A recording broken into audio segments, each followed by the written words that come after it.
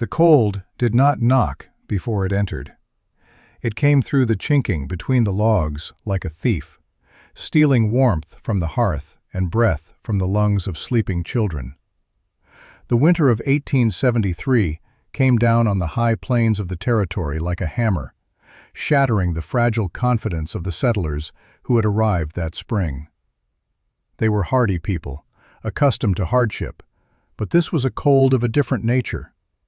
It was an active, malevolent thing, a predator that hunted the gaps in their walls and the thinness of their blankets. It painted the inside of their windows with frost so thick it looked like carved bone, and it left a chill in the floorboards that no fire seemed to touch. They had built their cabins, as they always had, with sturdy logs felled from the sparse groves along the creek beds. They had notched them tight and mortared the gaps with a mixture of mud and grass. These were the homes that had served their families for generations, shelters that had stood against the winters of Ohio and Missouri. But this land was different. Here, the wind had no trees to break its stride. It blew across 1,000 miles of frozen prairie, gathering speed and a serrated edge that cut through their work like a knife. The wood they had stacked so carefully was burning at a terrifying rate, each log a small victory against a siege that never ended. In the small cabin of Elias Thorne, the settlement's most respected builder, the mood was grim. His wife wrapped their youngest in every blanket they owned, yet still the child shivered. Elias fed the iron stove, his face illuminated by the hungry orange glow. He could feel the cold on his back, a constant, pressing weight. He had built this cabin himself, with his own hands, using the knowledge passed down from his father. It was a good cabin, solid and square, but the cold paid it no mind. It found its way in, a relentless and invisible tide. He was not the only one. All up and down the small, scattered line of homesteads, the same story was being written in plumes of desperate smoke against a steel-gray sky. They were losing. The winter had found their weakness. It was not in their spirit, but in their knowledge. They were fighting a new kind of war with old, outdated maps. The land was teaching them a lesson in humility, and the tuition was paid in firewood, in sleepless nights, and in the quiet, gnawing fear that spring was a lifetime away. This was the universal problem, a shared ordeal that bound them together in a fraternity of suffering. They believed they were all doing everything that could be done, that their failure was simply a matter of the overwhelming force of nature. They were all wrong. Amidst this community of shared struggle lived a woman named Elara. She was a widow, her husband taken by a fever the year before, leaving her with 2 small children and a quiet demeanor that her neighbors often mistook for fragility. They saw her as an object of pity, a woman ill-equipped for the brutal realities of this new land. Her husband had been an engineer, a man who had served in a foreign army in a land of high, cold mountains, and he had filled notebooks with strange diagrams and calculations. To the practical, hard-working settlers, these books were relics of a life that had no bearing on the immediate task of survival. They were foolishness, a dead man's dreams. But Elara did not see them that way. In the flickering lamplight of her own failing cabin, she did not see foolishness. She saw answers. She saw principles of thermodynamics sketched out next to drawings of windbreaks and foundations sunk deep into the earth. Her husband had not just been a soldier. He had been a student of survival, a scholar of shelter. He had taught her to see the world not just as it was, but as a collection of forces, heat, cold, wind, and mass, that could be understood and redirected. While her neighbors saw only a hill, she saw insulation. While they saw the unyielding earth, she saw a fortress. The idea that took root in her mind was so contrary to the local wisdom that she knew it would be met with scorn. They built their homes to stand tall, to rise above the snows, to declare their presence on the plains. Elara planned to disappear. She would not build up. She would dig down. She chose a south-facing slope on her property, a gentle rise of earth that baked in the afternoon sun. There, she drew a shape in the dirt, not a square, but a long rectangle with a strange, extended entryway. It was the first step in a plan born from the pages of a dead man's journal and a widow's fierce determination to keep her children warm. When Elias Thorne rode past and saw her marking the earth with a pointed stick, he reined in his horse. He was a man who believed in helping his neighbors, especially a widow. He dismounted, his boots crunching on the frozen grass. "What is this, Ilara?" he asked, his voice kind but shaded with confusion. She looked up, her face smudged with dirt, her eyes clear and steady. "A new home, Mr. Thorne," she said simply. He looked at the shape, then at the hill. He saw nothing but a place for a root cellar. "You cannot build a cabin here," he stated, as if explaining a fundamental law of nature. "The ground is too hard. You build on the flat, where you can lay a proper foundation." She explained her idea, her voice soft but firm. She spoke of digging into the hillside, of using the earth itself as the thickest of walls.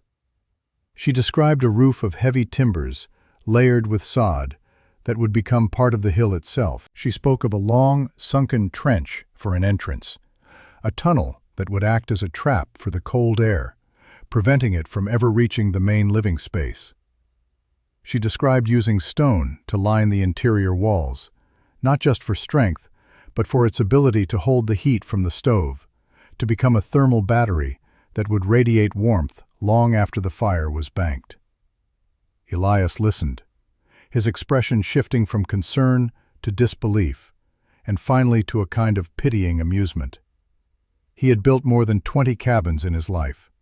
He knew wood, he knew stone, and he knew winter. What she was describing sounded like a den for an animal, not a home for a Christian family. "A dugout?" he finally said, the word tasting like foolishness in his mouth. "Ilara, that's a temporary shelter, a thing you build in desperation. It will be damp. It will be dark. The spring thaw will flood you out. The roof will collapse under the snow. It is a grave you are digging, not a home." His words, meant to be a warning from a place of experience, spread through the settlement like a grass fire. The men would stop by her claim, lean against the fence posts, and watch her work. They saw a lone woman with a shovel and a pickaxe, fighting against the iron-hard soil. They saw her children, wrapped in coats, playing nearby, gathering interesting rocks that she would later inspect. The sight was a source of endless commentary. The women, gathered at the communal well, would shake their heads. "Poor thing," one would say. "Grief has unsettled her mind." Another would add, "She ought to marry again. A woman can't manage a claim alone, especially not one with such strange ideas."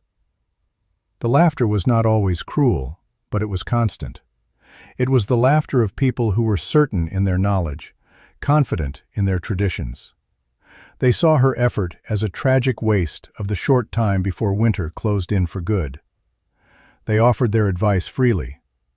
"You should be cutting and stacking wood, not playing in the dirt," one man called out, his friends chuckling beside him.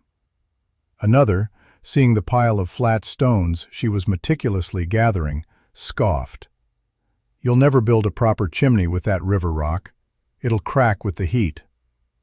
They saw her methods as backward, her vision as a fantasy. She was the widow with the dirt house dream, a cautionary tale in the making. But Ilara did not argue. She did not defend her plans. She simply nodded, thanked them for their concern, and kept digging. The hole grew deeper, day by patient day. The work was a silent conversation between her body and the earth. Each swing of the pickaxe was a question, and the shudder that ran up the handle was the answer. The soil was dense, a stubborn mix of clay and stone that fought her for every inch. Her hands, soft from a life before this one, blistered, then bled, then hardened into calloused tools. She learned the rhythm of the labor, the sharp crack of the axe breaking the surface, the scraping sound of the shovel, the heavy thud of the earth tossed onto the growing pile beside the excavation. She worked from the first light of dawn until the purple dusk forced her to stop, her muscles screaming a protest that she learned to ignore. Her children were her constant companions. Leo, the older of the two, would help by carrying smaller rocks in a bucket, his small face a mask of serious concentration. Sarah would gather dried grasses and strange, feathery seeds, arranging them in patterns on a flat stone while her mother worked. They were the reason for every shovelful of dirt, the silent audience for her grueling performance. When she felt her resolve waver, when the sheer immensity of the task threatened to overwhelm her, she would look at them. She would see their small hands, their trusting eyes, and the specter of another winter in their old, drafty cabin. That fear was a fuel more potent than any food. It burned away her fatigue and sharpened her focus. As the days shortened and the air grew a sharper edge, the other settlers were busy with their own preparations. They were chinking their cabins again, stuffing every new crack with mud and moss. They were felling the last of the accessible timber, their axes ringing out in the cold, clear air. Their work was visible, conventional. They raised walls, stacked woodpiles high, and laid in stores of smoked meat and flour. They were a community engaged in a familiar, frantic dance against the coming storm. They worked in groups, their shared labor punctuated by conversation and mutual encouragement. Ilara's labor was solitary. Her project remained an object of curiosity and ridicule. The hole in the ground deepened, and the pile of excavated earth grew into a small mountain. She began to line the earthen walls with the flat stones she and the children had gathered, fitting them together with a patient precision that baffled the onlookers. There was no mortar, just the careful placement of stone against stone, using the weight and shape of each to lock it into place. This was another detail from her husband's books, a dry stack stone wall that would allow any moisture from the earth to weep through and evaporate, rather than being trapped behind a layer of mortar to turn into ice. Then came the timbers for the roof. She could not fell and haul the great logs herself. For this, she had to trade. She sold her spare wagon and 2 of her 3 milk cows to a man from a neighboring settlement, in exchange for him delivering the heaviest logs she would need. The day they arrived, pulled by a team of exhausted oxen, it caused another stir.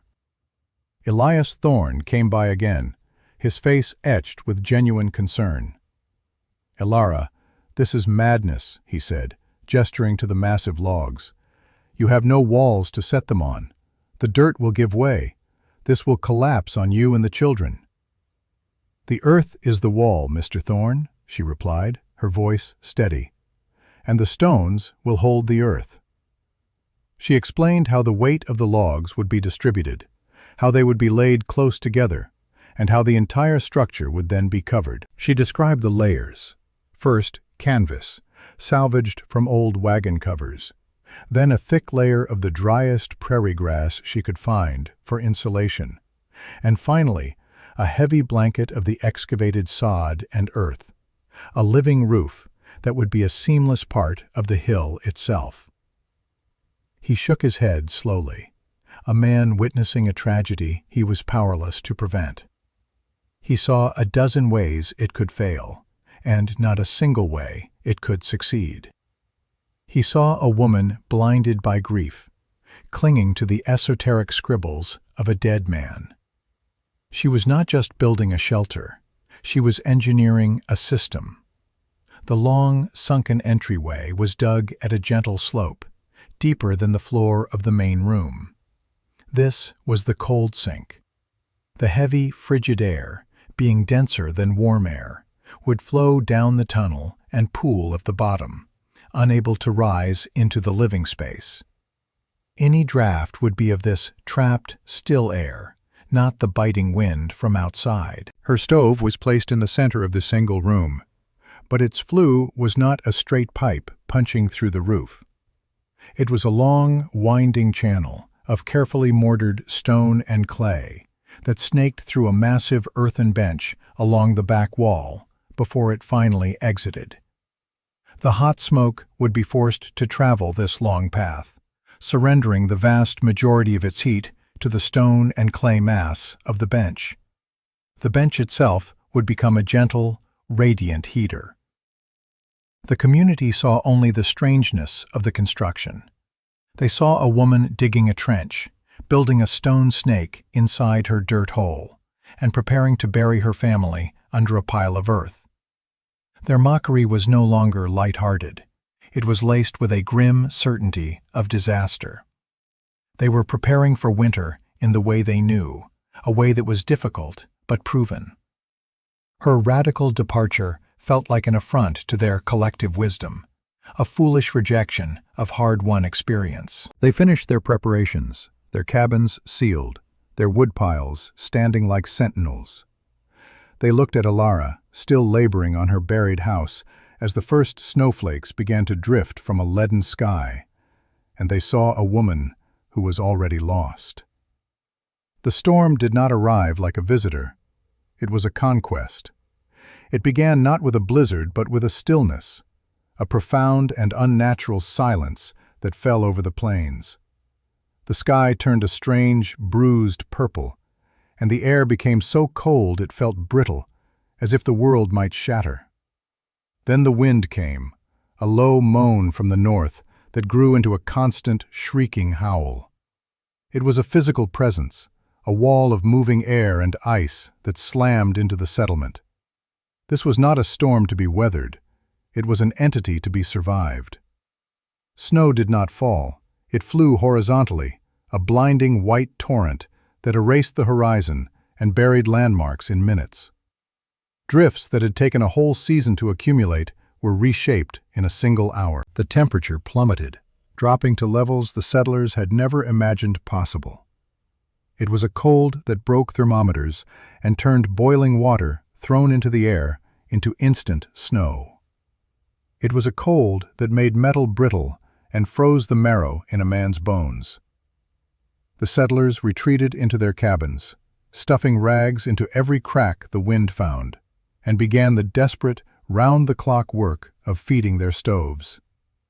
Inside the cabin of Elias Thorne, the battle was being lost.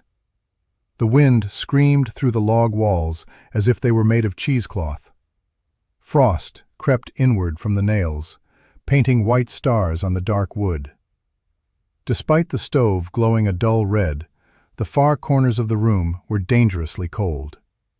Water froze in a bucket just 10 feet from the fire.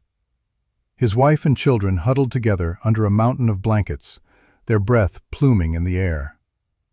The woodpile, which he had believed would last them until February, was shrinking at an alarming rate. He was burning 3 times what he normally would, and it was buying them only a sliver of warmth, a small island of survivability in a sea of Arctic cold. He was not alone in his misery. The same scene of desperate struggle played out in every cabin. Families burned furniture when the wood ran low. They nailed blankets over their doors and windows, plunging their homes into a dim, fire-lit twilight. The relentless, high-pitched scream of the wind was a constant torment, a reminder of the immense and indifferent power battering their fragile shelters. The cold was a patient predator, and their cabins were failing. The chinking between the logs, frozen solid, contracted and cracked, opening up new avenues for the assault. The very structures they had trusted, the symbols of their hard work and knowledge, were betraying them. Meanwhile, on the south-facing slope of a forgotten hill, Elara's home had all but vanished. It was just another snowdrift, a gentle curve in the white landscape, marked only by a thin ribbon of smoke that rose from a stone chimney cap and was immediately torn to shreds by the wind. Outside, the storm raged with a fury that could strip flesh from bone. The wind hammered against the hillside, but there was nothing for it to grab onto. The tons of snow and earth that covered the dugout were not a weakness, but a shield. The storm could not find a purchase. It could only scour the surface of the hill, its violence passing harmlessly overhead. Inside, there was a profound and unnerving quiet. The shriek of the wind was gone, replaced by a deep, muffled silence, the sound of the world buried alive. There was no draft. The air was still and calm. The only light came from a single, south-facing window at the end of the entryway, a window that looked out from deep within the earth, and from the gentle, steady glow of the small fire in the stove. The children were not huddled under blankets. They were playing on the floor, their cheeks rosy, wearing simple woolen shirts. The air was not hot, but it was warm. A thermometer her husband had owned, hung on the stone wall, registered a steady 55 degrees. The stones of the back wall and the long earthen bench were warm to the touch, radiating a gentle, persistent heat that filled the entire space. The fire in the stove was small, a few logs burning slowly, their heat being captured and stored by the immense thermal mass of the structure.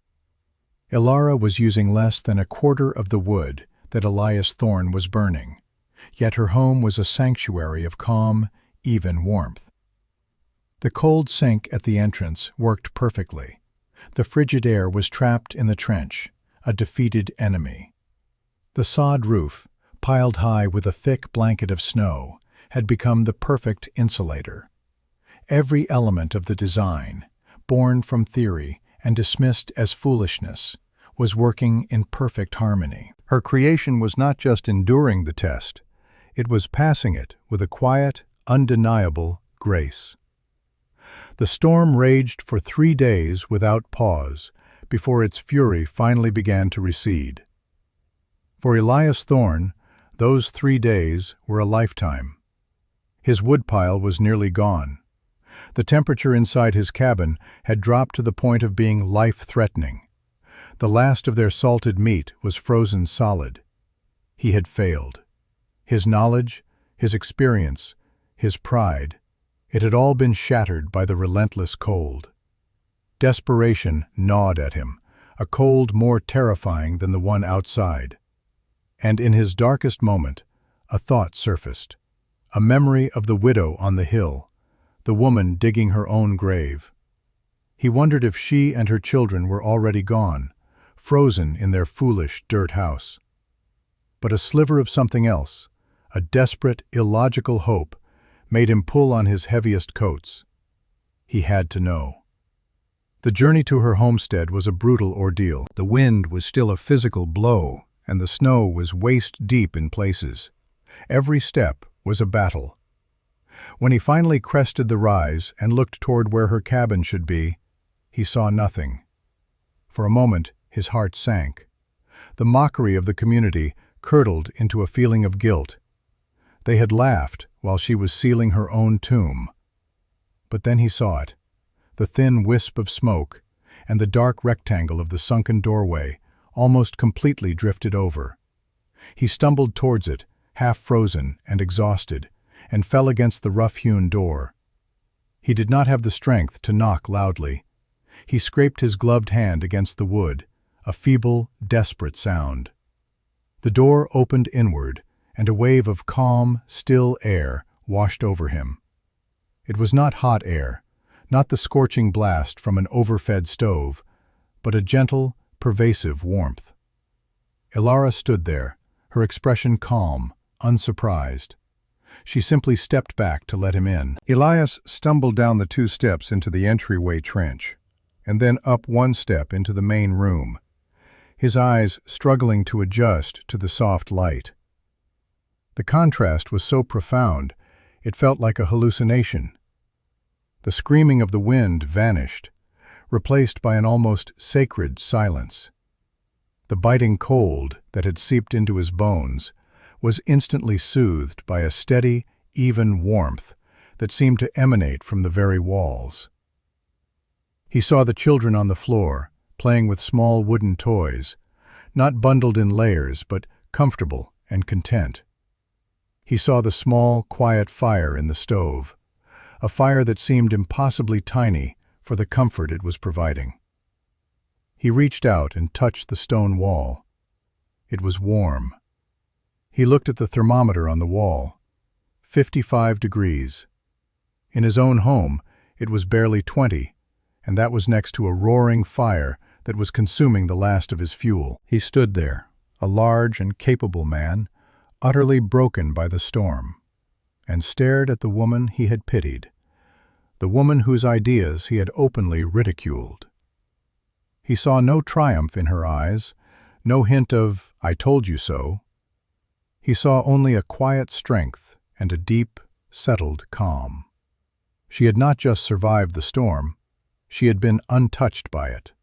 She had not fought the winter, she had used its own nature against it, harnessing the insulating power of the snow and the thermal stability of the earth.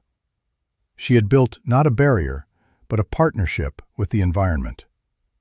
"The wood," he stammered, his voice hoarse. "How much wood have you burned?"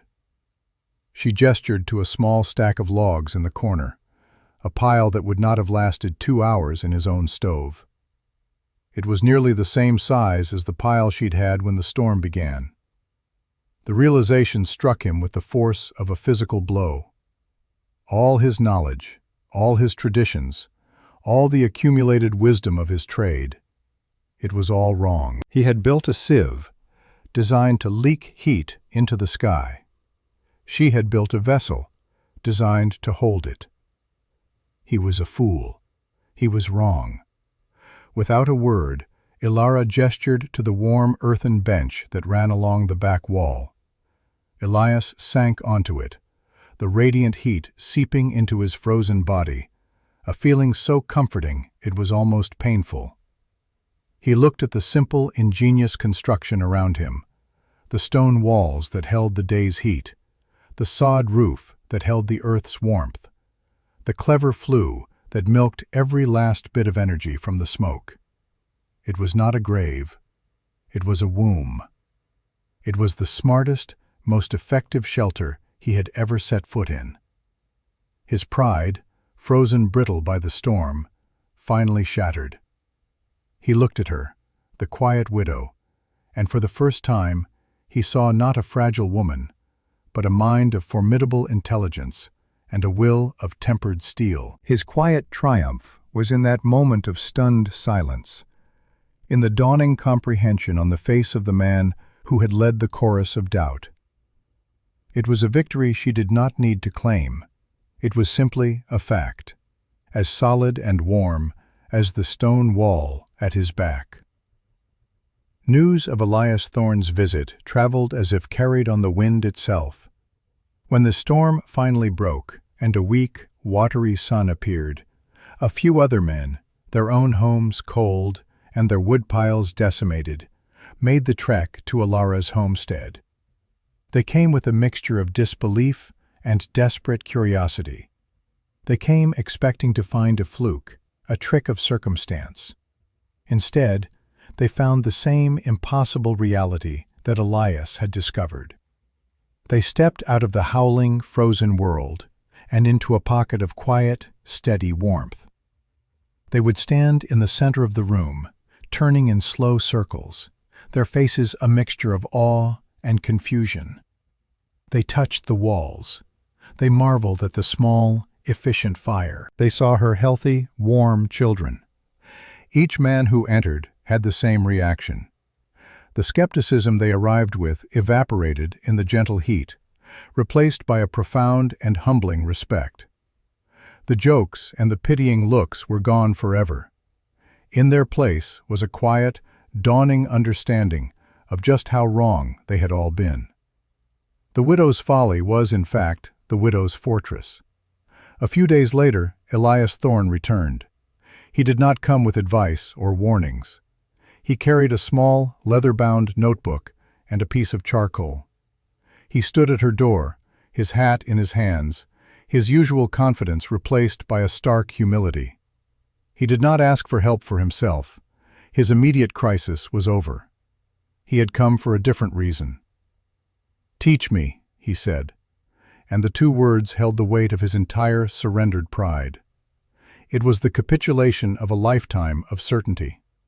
He was the master builder of the settlement, and he was asking for lessons from the woman they had all dismissed as a fool. Ilara did not hesitate.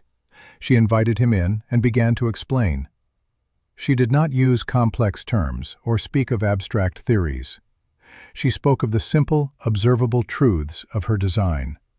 She explained why the earth was a better insulator than air, how stone held warmth longer than wood. She showed him the drawings in her husband's journals, the careful lines and calculations that had been her guide. She walked him through the logic of the cold sink, demonstrating how the heavy, cold air stayed low, like water in a bowl. She described the principle of thermal mass, showing him how the stone-lined walls and the earthen bench acted as a reservoir for heat, slowly releasing it back into the room. She shared everything freely, with a simple, direct honesty. There was no sense of vindication in her voice, no gloating. She was not a victor sharing the spoils of her conquest, but a teacher sharing essential knowledge. She saw the community's survival not as a matter of her being right, but as a shared imperative. Her innovation was not for her alone. It was a solution to a problem they all faced. Elias listened intently, his hand sketching furiously in his notebook, capturing the shapes and principles that had been invisible to him before. He asked sharp, intelligent questions, his builder's mind quickly grasping the practical applications of the theories. He was no longer a skeptic. He had become her most dedicated and earnest student. That spring, as the great mounds of snow finally melted back into the earth, a new kind of work began in the settlement. The sound of saws and axes was joined by the rhythmic scraping of shovels and the clatter of stone. On the hillsides and slopes, new shapes began to appear, drawn in the dark, damp soil. They were not squares set on the flatlands. They were long rectangles dug into the earth. The landscape of the community was literally being reshaped by a single, powerful idea. Elias Thorne, once the foremost proponent of the traditional log cabin, was now the tireless evangelist for the dugout home. He did not just build his own. He supervised the construction of others, using his notebook filled with Ilara's teachings. He helped families select the best sites, showed them how to dig the cold sink, how to lay the dry stack stone walls, and how to construct the winding flue for the stove. The laughter that had once been directed at Ilara was gone, replaced by the sounds of communal labor, of neighbors helping neighbors build smarter, more resilient homes. The settlement was rebuilding itself, not just with wood and stone, but with a newfound humility and a respect for a different kind of wisdom. The story of the warm dugout spread far beyond their small valley. Travelers passing through, traders and surveyors, would spend a night in one of the new homes and leave in the morning, their minds filled with a revolutionary idea. They carried the tale to other settlements, to towns struggling with their own brutal winters. They described the house that was part of a hill, the shelter that required so little wood, the home that had tamed the prairie winter. The idea, born in the pages of a forgotten journal and brought to life by a widow's quiet determination, began to propagate across the territory. It became a quiet movement, a slow and steady adoption of a better way, passed along not in official manuals or by famous architects, but through the simple, powerful testimony of shared experience. Years later, the settlement was a thriving town. The original drafty log cabins were gone, relegated to being barns or sheds.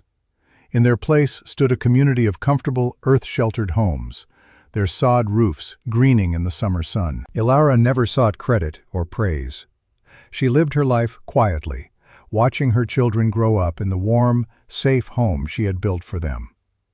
But her legacy was written into the very land itself. It was in every warm hearth, in every family that no longer feared the sound of the north wind. The community had learned its most important lesson not from a preacher or a politician, but from the quiet woman they had once scorned. They learned that true wisdom is sometimes found in the places you least expect it, and that true strength is not about standing tall against the storm, but about having the humility to learn from the earth how to shelter from it.